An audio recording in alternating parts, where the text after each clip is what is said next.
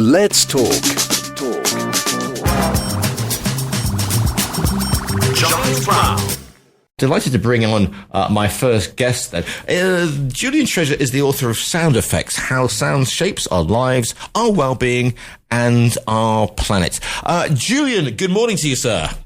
Good morning. How are you? I'm very well, thanks. Whereabouts do we find? Are you in a sound chamber? Are you standing with a massive gong like the Arthur Rank guy? I mean, where are you? That would be good. Yeah. That's a good look. I'm at my home studio, which is in Orkney. Oh, okay. Off the north coast of Scotland. Now, if you were going to make an awful lot of racket, I imagine Orkney's the perfect place because it's less densely populated than other areas, shall we say, of the UK. Far less dense. There's one of the reasons I'm here. There's a lot of wonderful nature sound up here, not much noise. So, what is your background then, and what makes you so eminently qualified to write sound effects? Well, I've been a musician since very young, so that's the first thing. Musicians do listen in a slightly different way to non-musicians. I think you have to listen to all the other instruments simultaneously while playing, so it makes you very attentive. But also I ran an audio branding business for 20 years, and that was all about asking organizations, how does your brand sound? What's the sound you're making in spaces? So I've always been very, very attentive and affected by sound. And this book is kind of my life's work, really. It's the culmination of understanding that sound affects us powerfully all the time, but we're not listening. You see, the thing is, this is a really interesting point because you talked about people know what their brand looks like and they'll be writing mission statements and they'll have a blog and they'll have all this sort of stuff advertising. But what does your brand sound like? Yeah, it's part of not listening, actually, Giles, because, if you put a whole bunch of people who don't listen into an organization, you get an organization that doesn't listen. And most of them don't. They don't even think about the way they sound. And so we are surrounded by a lot of noise, most of it made by organizations. So when we talk about background music, we're not thinking about the sort of stuff that we hear when we get in lifts, i.e. music with a Z, A-K, muzak. That's not what we're talking about, is it? Well, yes, you might be, and a lot of people don't like that, actually. The music industry would have us believe it's what we want everywhere, but roughly a third of people really dislike that. So, to me, this is all about listening. The book is a plea to listen, really. I say, in a world that's forgotten how, and it does that by doing a guided tour of the wonders of sound, because sound is amazing. Because the thing is, we've become, or the younger generations have become addicted to their devices, be it a laptop, be a smartphone, and so it's purely a visual stimulation, and yet sound is perhaps our earliest of early warning systems. Totally, it's our primal warning sense because you can hear what's behind you and you can hear in the dark. The eyes don't work very well in those two situations. So yes, sound goes very deep, very fast, but it's so noisy now in the world and we're so obsessed with the ocular. We teach our children how to read and write. We do not teach them how to speak or how to listen. And how crazy is that? If we taught all our kids how to listen first, how much more of their education would they be receiving? Fascinating. That's a totally holistic view. You said you got some sounds for us as well. I mean, can you talk me through this, Julian, please? Yeah, just to understand how sound affects you. So sudden sounds, for example, affect your body. If I just play you this,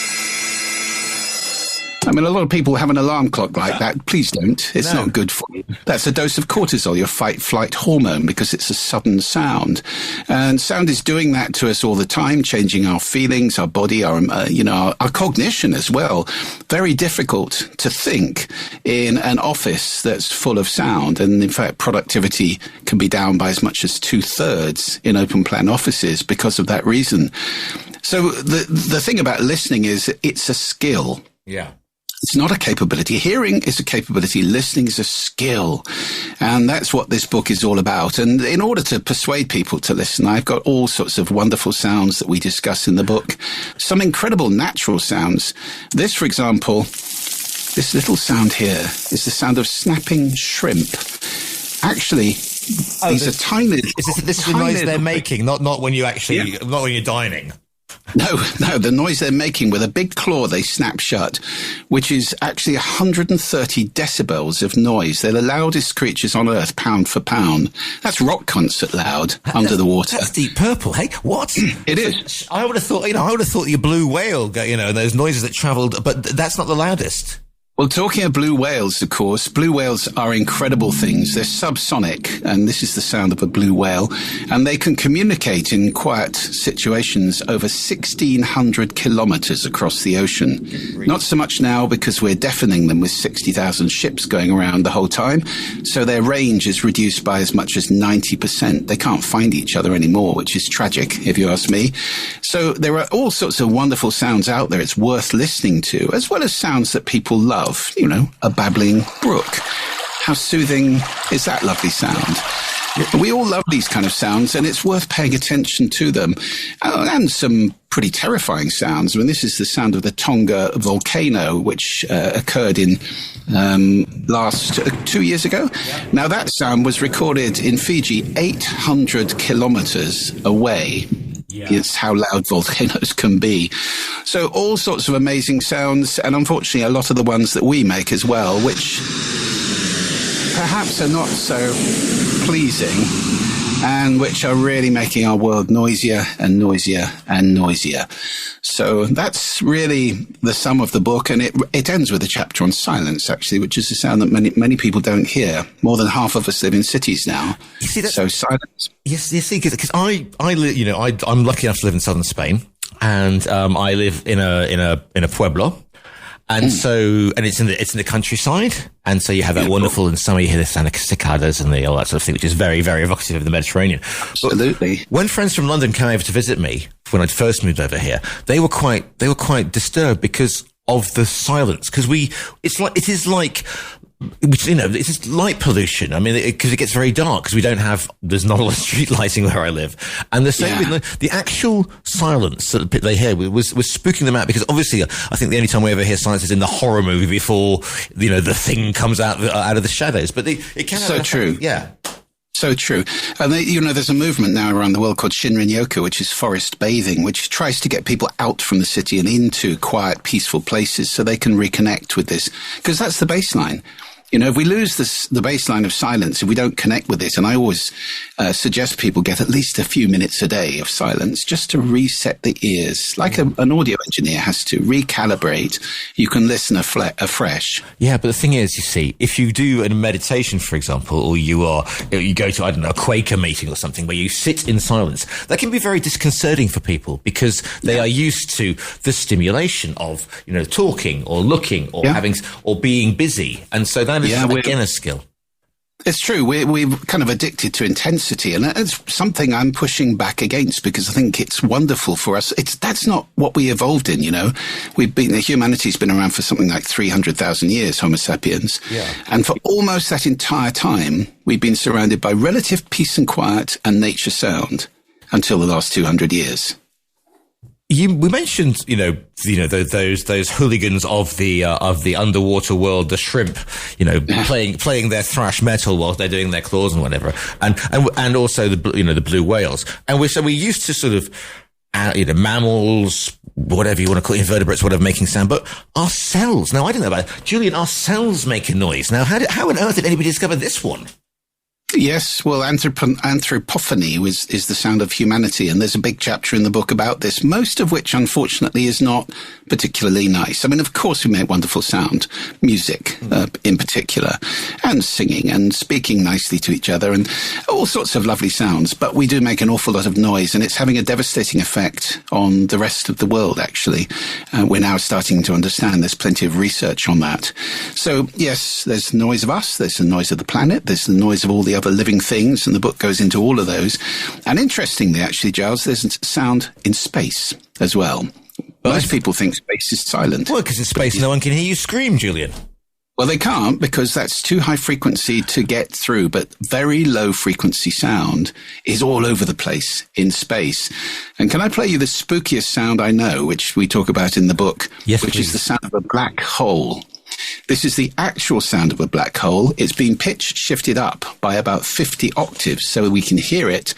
And I don't know about you, but I find this very freaky.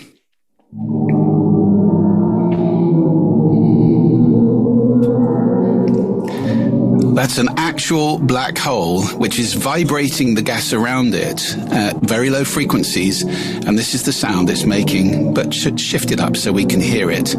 And I think that's suitably spooky, isn't it? Yeah, I think that's put a lot of people have put their hairs on the back of their neck or wherever going up there. I'm intrigued about how. I thought so sound doesn't need oxygen to travel. Then it can travel through vacuums. Well, it's not a vacuum, actually. That's the thing people don't understand. Space is not a vacuum. It's a very dilute plasma. So the beginning of the universe, there's this cloud of very dense plasma, and it's the same now. It's just expanded massively. So very, very low frequency sound, and I'm talking about wavelengths of light years, 50 octaves below what we can hear, can travel perfectly well through even intergalactic space. Fascinating stuff, and we're all sort of sitting here. People are sitting, Jodrell Bank and NASA, waiting to hear the close encounters of the third kind music coming through, aren't they? Because they send sound out, and sound can come back. Yes, yeah, we've been sending out radio waves degrade over distance and get much lower frequency. So we can listen to the sound of the early universe in the cosmic microwave background radiation. And even stars sing like bells. There's a sound of the sun. I can play it to you. And this is what the sun sounds like. Again, pitch shifted up so we can hear it. But the sun is vibrating every 5 minutes. It's oscillating. So it's singing. And all stars do that. And in fact, they're using that now to analyze stars all over the universe. So, vibration creates a sound wave, presumably. Then, yeah, that's yeah. So, presumably, we are, even if we're sitting still, we are creating, as our cells vibrate, we are creating our own individual sort of soundtrack. Every part of you is vibrating, Giles, from the cells that I make just you thought up you were pleased to see me, but there you go. The cell, we now know cells make and listen to sound. And then if you go down further than that, atoms vibrate. And if you believe in string theory, we're all composed of tiny little vibrating strings. So everything's vibrating.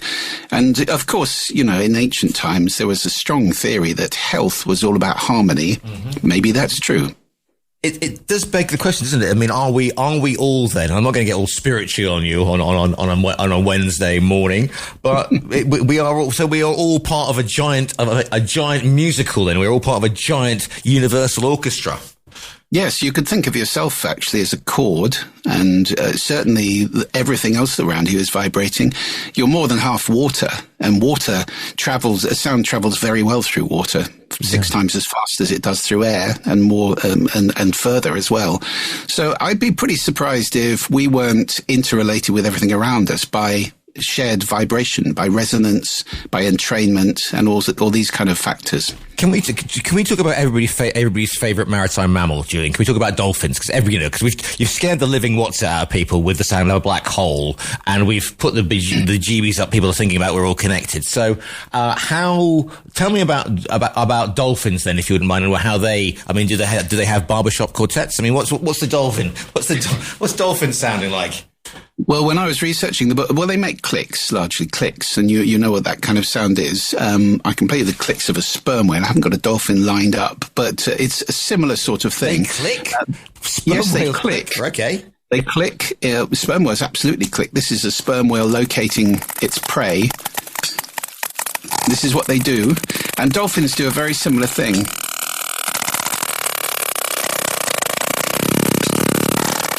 So that's the noise of a sperm whale. Dolphins, very, very similar.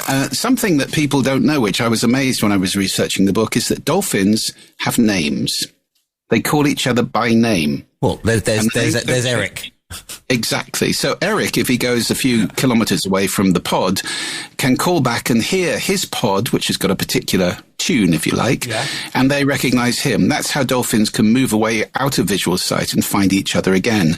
So a mother will call her dolphin a name, and the dolphin will have the mother's name, and you keep that for life. They can identify with their echolocation something as small as a golf ball at about 150 meters. So they're incredibly accurate in finding food. Wow. I mean, is this sort of the same theory, the same way that, because again, living in the Campo, we get bats, and I love to sit and watch bats at dusk because it's just that's just me. But again, they are finding tiny tiny, insects, mosquitoes, or whatever. Yeah. Again, through sound. Yes, bats see with their ears. They are echolocating the whole time, and it's incredible they can do that because they have a brain the size of a peanut, and yet they're creating this three-dimensional picture of the world around them when they're flying at 30 kilometers an hour in pitch blackness, avoiding each other and detecting insects in front of them. And as they get to an insect, they do a kind of a backflip just for an instant, because at that moment they go blind, of course, and they catch the insect in their feet, flip it into their mouth, and then start chirping again. So they are absolutely amazing animals. They catch the insect with their feet? Yeah, not in their mouth. They catch it with their feet, put it in their mouth, and then flip forward again and start seeing again. I shall look out for those bats even more. This must have been great fun to go through. I mean, do you have a back catalogue of sounds? I mean, is your place in Albany then this huge sort of cathedral of sound? And you go, I feel like hearing a clicking sperm whale or whatever today. Well, it was wonderful researching the book. And actually, as you go through the book, you can, there's a website for the book where you can look up the sound and hear it as you're reading about it, which has been nice to be able to do. So it's kind of a multimedia experience. And yes, it's been amazing to explore all these incredible sounds of the world. And without saying you should go and put on, I don't know, gong music or Nepalese bowl music. I mean, sound, I always said that music is a time machine because music will transport you to where you were, what you were eating, what you were feeling, what you were wearing, if you're an 80s child like myself. But presumably sound rather than has an effect on, because we talk about that effect that you have when your alarm clock goes off. Yeah. So presumably we have to look more carefully at sound for our physical and mental well-being. It's a great reason to listen, actually, because sound changes our happiness, our effectiveness, and our well-being. Music's very powerful in doing that, of course. We all respond very quickly to music. So, if I play you this, that's 2 seconds of music, and it has a pretty strong effect. We immediately have associations. So yes, music does that, but all sorts of sound does that as well. For example, birdsong, which is a very useful sound, makes most people feel secure and safe, because we know when the birds are happily singing, things are normally okay. Before a tsunami, they go quiet, and that's where silence can be intimidating. So it definitely pays to start listening more carefully so that we can take responsibility for the sound we're consuming and, of course, the sound we're making, because we do make an awful lot of unpleasant sound. It's called sodcasting, isn't it? When we're polluting other people's lives with our noise, whether it's loud music or loud conversation or whatever it might be, thoughtless noise. So yes, listening helps us and it helps the people around us. The book is called Sound Effects, How Sound Shapes Our Lives, Our Wellbeing and Our Planet. It's by Julian Treasure, who we speak to today. Julian, if people want to find you online and make pleasant noises towards you, where is the best place? Where should they start? Where can they contact you? Well, I have a website, which is just juliantreasure.com. And also, Giles, apart from the book, I'm starting an online community called The Listening Society. Okay. Which people can find at thelisteningsociety.community. And that's a place for anybody who's interested in sound or in listening and in developing listening skills, whether you're a parent, a professional, whatever, a professional audio person. There'll be lots and lots in there. So we need to start listening. You only have to look around the world right now at the political situation to see how much polarization, hatred, not listening. I mean, think of the Trump-Zelensky meeting. How much listening was there in that? We're seeing now a politics of not listening, which does worry me because it's a slippery slope. So I think we need listening in the world, and the Listening Society is an attempt to start that process. Just give me both those websites again then, please, Julian. juliantreasure.com for me and whatever I do, and thelisteningsociety.community for that. And of course, the book is available in all the usual places. And you can order it via our own virtual bookstore right now. So how's that for a thing? The book is called Sound Effects, How Sound Shapes Our Lives, Our Wellbeing and Our Planet. It's by Julian Treasure. I'm still getting over the bats. Next time I see the bats, I shall be boring the house guests stupid with that one. It's been an absolute pleasure to speak to you today. Me too, Giles. Thank you so much.